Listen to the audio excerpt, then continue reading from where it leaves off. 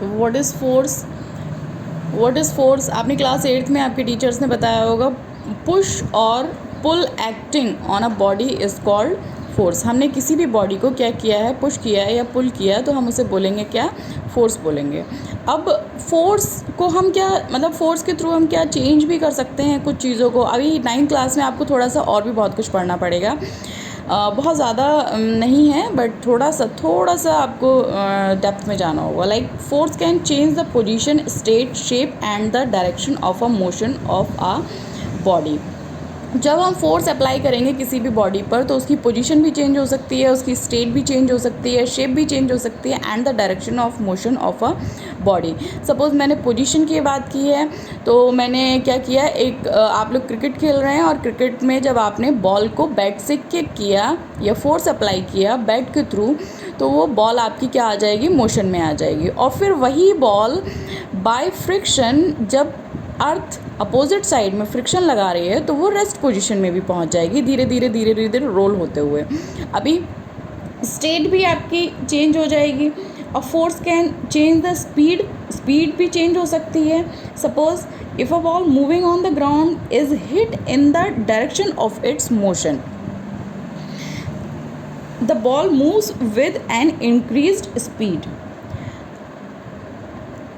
अगर सपोज एक बॉल है, उसको क्या किया है, हिट किया, तेज़ी से हिट किया, तो उसकी स्पीड जैसे बढ़ेगी और जिस डायरेक्शन में आपने उसको किया है, उस डायरेक्शन में उसकी स्पीड जो है इंक्रीज़ हो जाएगी उस बॉल की। कैसे? जितना फोर्सली आपने फोर्स को अप्लाई किया है। आपने सपोज़ हल्के से अप्लाई किया तो वो धीरे से बढ़ेगी, और आपने तेज़ अप्लाई किया जैसे आपने किसी भी अपनी व्हीकल को एक्सेलरेट किया। नेक्स्ट क्या है? A force can change the direction of the body. इसको हम किस तरह से समझेंगे? मैंने क्या किया, एक ये मेरा हैंड है, थोड़ा सा जो दिख रहा है आपको, और मैंने एक स्टोन को बांध दिया एक थ्रेड से। तो ये क्या हो रहा है, ये, और मैंने उसको एक एंड जो है उसका अपने फिंगर से लगा लिया, और जब मैं ऐसे करके राउंड करूँगी उसको, तो क्या हो रहा है, वो स्टोन सभी डायरेक्शन में आपके घूमेगा। नेक्स्ट क्या है? नेक्स्ट है आपका force can change the shape और the size of an object. Suppose मेरे पास एक रबर की बॉल है और मैंने उसको प्रेस किया। जब मैं उसे प्रेस करूँगी, कंप्रेस करूँगी उसको, तो क्या होगा कि उसकी शेप जो है हल्की सी चेंज हो जाएगी जब तक मैं उस पर फोर्स अप्लाई करूँगी। नेक्स्ट आपका क्या है? Fundamental force in nature. I hope you got my point. Are you getting my point? Fundamental force in nature are gravitational, electromagnetic, nuclear force etc. अभी लाइक जो ग्रेविटेशनल फोर्स है हमारा, वो क्या है? जो हम अर्थ पर रह रहे हैं। सपोज ग्रेविटेशनल फोर्स से हम लोग बहुत अच्छे से फैमिलियर हैं। ग्रेविटेशनल फोर्स हमारा कहाँ पर अप्लाई होता है? अर्थ पर। The earth attract all the object. Earth हमारी क्या करती है? अट्रैक्ट करती है सभी बॉडीज़ को, सभी ऑब्जेक्ट को ऑन द सरफेस। कहाँ पर? हमारे सरफेस पर, एंड जो हमारे सरफेस के आसपास हैं, towards its centre, and the force is called gravitational force. इसका अगर मैं फार्मूला की बात करूँ, तो क्या होगा इसका formula? F E is equal to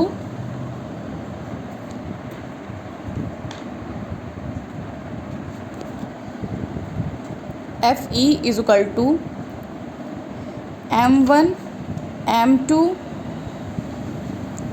upon r square. ठीक है, तो ये इसका क्या हो जाएगा? फार्मूला हो जाएगा। ये m1 m2 क्या हो जाएगा? मास हो जाएगा, एंड r क्या हो जाएगा? उसकी रेडियस हो जाएगी, एंड g से आपका क्या हो जाएगा? ग्रेविटेशनल हो जाएगा। ग्रेविटेशनल फोर्स जो है हमारा, r जो है आपका, r is the distance of separation between them. जो हमारा m1 एंड m2 है, मासेस है किसके बीच के? टू ऑब्जेक्ट के बीच का। ठीक है, तो ये आपको पॉइंट मेरा समझ में आया। अब नेक्स्ट मैं नेक्स्ट है आपका इलेक्ट्रोमैग्नेटिक फोर्स। अब ये इलेक्ट्रोमैग्नेटिक और इलेक्ट्रोस्टैटिक फोर्स, ये आपका क्या है? इलेक्ट्रोस्टैटिक फोर्स जो द फोर्स ऑफ अट्रैक्शन और repulsion that exist between two static charged particle bodies is called electrostatic force. जो हमारा जो जैसे इलेक्ट्रॉन एंड प्रोटॉन के बीच में जो हमारा फोर्स अप्लाई हो रहा है, वो आपको सभी को पता होगा कि सपोज़ ये हमारा एक क्या है? एटम है। तो ये हमारा बीच में क्या है? न्यूक्लियस है। इसमें न्यूक्लियॉन्स है। हमारे न्यूक्लियॉन्स क्या है? न्यूट्रॉन है एंड प्रोटॉन है। और इलेक्ट्रॉन क्या है? आउटर ऑर्बिट में हमारा रिवॉल्व हो रहा है। तो न्यूट्रॉन पर तो हमारे कैसा होता है? न्यूट्रल चार्ज होता है। और प्रोटॉन पे जो है हमारा पॉजिटिव चार्ज। तो प्रोटॉन एंड इलेक्ट्रॉन के बीच में जो चार्ज लग रहा है, इसी को हम क्या बोलेंगे? इलेक्ट्रोस्टैटिक फोर्स बोलेंगे। इलेक्ट्रोस्टैटिक फोर्स, अब इसका भी हमारा फॉर्मूला क्या होता है? Fe is equal to 1/4πe0 Q1 Q2/r²। तो इसको भी मैं लिख के थोड़ा सा बता देती हूँ आपको।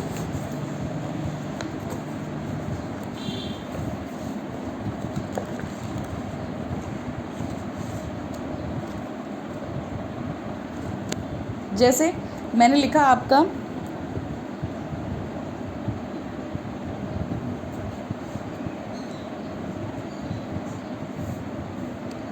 यहाँ लिख देती हूँ मैं, Fe is equal to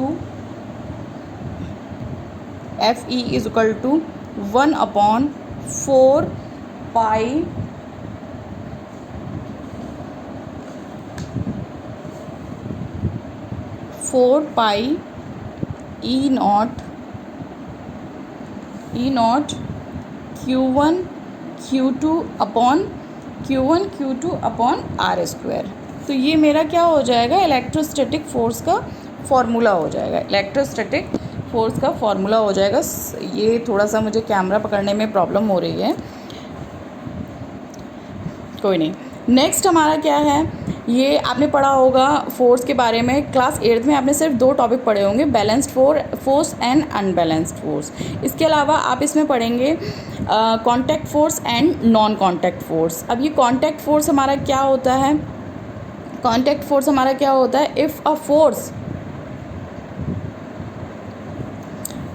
force act on a body when there is physical contact between the interacting bodies, then such a force is called a contact force। अब नॉन कॉन्टैक्ट फोर्स हमारा क्या होता है? नॉन कॉन्टैक्ट हमारा force क्या होगा? जिसमें क्या होगा कि फिजिकल कॉन्टैक्ट ना हो, जिसमें हमारा फिजिकल कॉन्टैक्ट ना हो, such force is known as non contact force और फील्ड फोर्स। तो हम इसे क्या बोलेंगे? नॉन कॉन्टैक्ट फोर्स बोल सकते हैं, या फिर हम इसे फील्ड फोर्स बोलेंगे। नेक्स्ट आपका क्या है?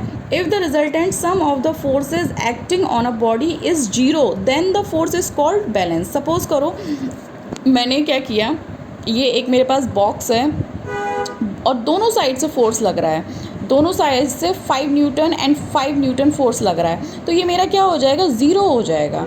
और अगर एक साइड से 10 लग रहा है, दूसरे साइड से हमारा क्या हो जाएगा? 5 लग रहा है। तो ये मेरा क्या हो जाएगा? ये हो जाएगा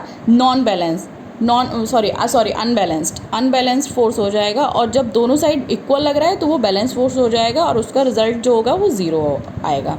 और इसका रिजल्ट आपका कितना आएगा? 5 न्यूटन आएगा। तो ये मेरा हो जाएगा balance force and unbalance force. Next आपका क्या है टॉपिक? इनर्शिया। अब इनर्शिया को हमने न्यूटन फर्स्ट लॉ को as a Newton first law हम लोग रेफर करते हैं।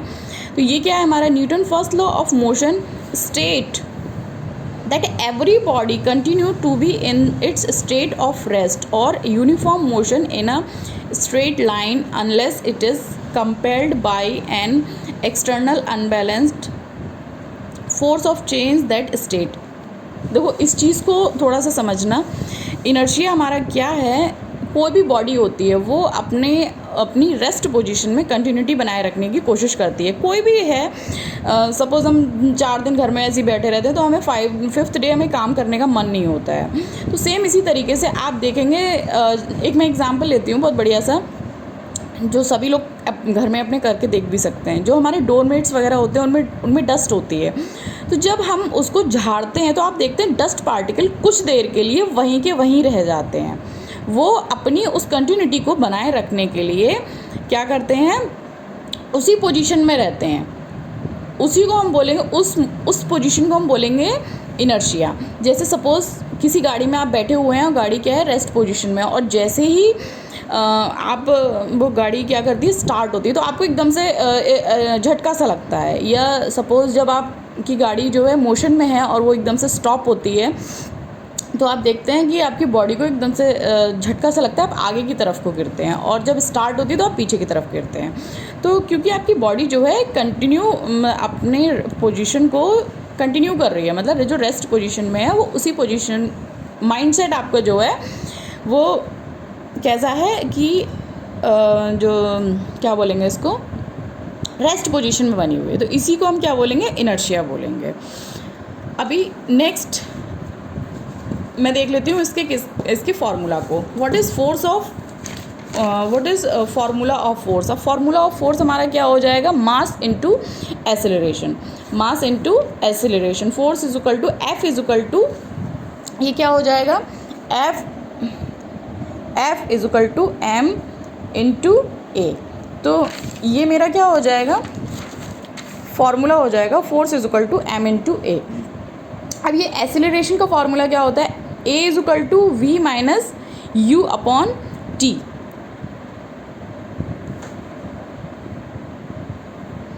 v minus u upon t, v minus u upon t. अब इसी को मैं कैसे लिखूंगी, f इज इक्वल टू, जब अगर मुझे टाइम दिया हुआ है तो मैं इस फॉर्मूले को किस तरह से लिखूंगी, f is equal to M into v minus u upon T.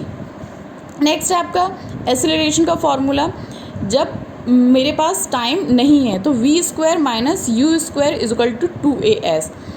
तो ये एक्सेलरेशन को, ए को मैंने क्या कर लिया, बाहर निकाल लिया, और a is equal to v square minus u square upon 2s, ये मेरा यहाँ आ जाएगा। ठीक है, तो इसको मैं किस तरह से लिख सकती हूँ, f is equal to M into v square minus u square upon 2s। अब इसकी यूनिट की अगर मैं बात करूँ तो इसकी एसआई यूनिट क्या होगी, इसकी एसआई यूनिट ऑफ फोर्स की क्या होगी, न्यूटन, जिसे हम कैपिटल एन से डिनोट करते हैं। और अगर हम CGS की बात करें तो ये हो जाएगी डाइन, ये DYNE डाइन। तो 1 newton is equal to 10 to the power 5 dyne. हमारा कितना होता है, 1 न्यूटन इज इक्वल टू कितना होता है, 10 टू द पावर 5 डाइन होता है। टाइप ऑफ क्वांटिटी, अब इसकी क्वांटिटी की भी अगर मैं बात करूँ तो आपने देखा होगा जब मैं फोर्स अप्लाई कर रही हूँ तो मुझे मैग्नीट्यूड के साथ साथ में मुझे ये भी पता होना चाहिए कि किस डायरेक्शन में मुझे फोर्स को अप्लाई करना है। तो जब मुझे डायरेक्शन और मैग्नीट्यूड दोनों चाहिए होते हैं तो हम उसे क्या बोलेंगे, वेक्टर क्वांटिटी बोलेंगे। जैसे मैंने किसी गेट को खोला, आप सपोज़ कभी जाते हैं, कभी मार्केट वगैरह जाते हैं और वहाँ कोई मॉल में गए हैं, तो आपको गेट अंदर को पुल करना होता है, तो या पुल करना होता है, तो आप उसे डिफरेंट डायरेक्शन में, आपको पता ही नहीं होता है कि किस डायरेक्शन में हमें डोर को पुश करना है, तो नहीं ओपन हो पाता है। तो मैग्नीट्यूड के साथ साथ में हमें क्या करना होता है, हमें उसकी डायरेक्शन भी पता होनी चाहिए। तो इसे हम क्या बोलेंगे, वेक्टर क्वांटिटी बोलेंगे। और इसे हम कैसे डिनोट करते हैं, एरो से। ये हमने एक एरो लगाया हुआ है, ठीक है। अभी इनर्शिया मैंने आपको पहले बताया। अब इनर्शिया मेरा क्या है, the tendency of object to or remain in the state of rest और टू कीप मूविंग। तो या तो वो अपने रेस्ट पोजीशन में है, वो अपनी बॉडी को उसी पोजीशन में बनाए रखने की कोशिश करेगी, या फिर जो मूव कर रही है वो उसी पोजीशन में बनाए रखी। जैसे मैंने अभी एग्जांपल दिया था कि मैं बैठी हूँ किसी व्हीकल में और अचानक से गाड़ी चली, तो एकदम से मेरी बॉडी क्या होती है, बैक साइड को मूव करती है। और अगर स्टार्ट होती है स्टॉप होती है कोई भी व्हीकल, तो आगे की तरफ को मेरी बॉडी झुकती है।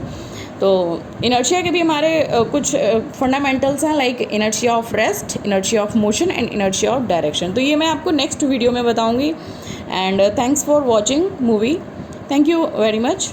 अगर हो सके तो इसको लाइक एंड सब्सक्राइब कर देना अगर आपको पसंद आई ये वीडियो। Thank you.